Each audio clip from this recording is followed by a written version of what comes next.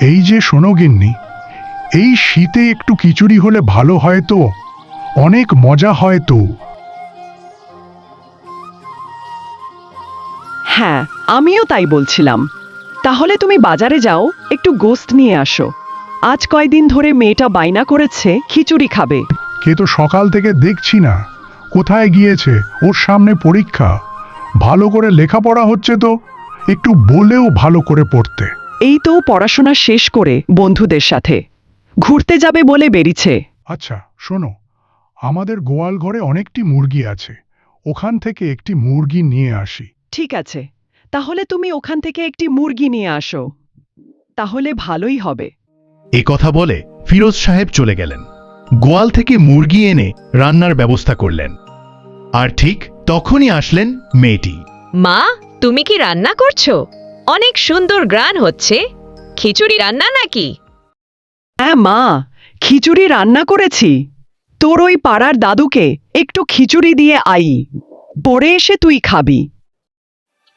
এই কথা বলে আনিকার মা আনিকার হাতে টিফিন বক্স দিয়ে ওই পাড়ার দাদুকে খিচুড়ি দিতে গেল। আর আনিকা আস্তে আস্তে ওই বুড়ির বাড়িতে যাচ্ছে বুড়িকে খিচুড়ি দিতে।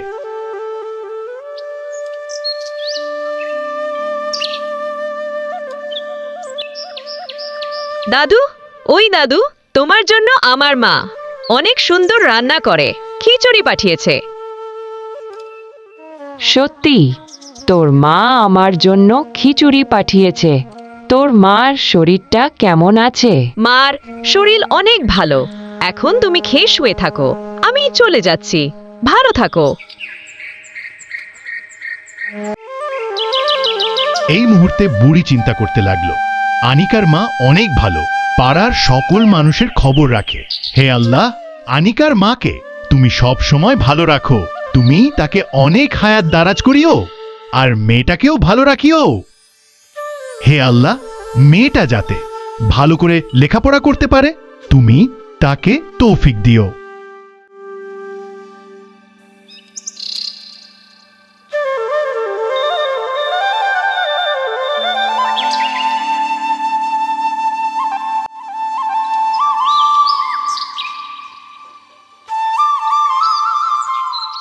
আচ্ছা মা, দাদুকে তুমি অনেক ভালোবাসো, তাই না? আর দাদু একা, দাদুর কেউ নাই কেন মা?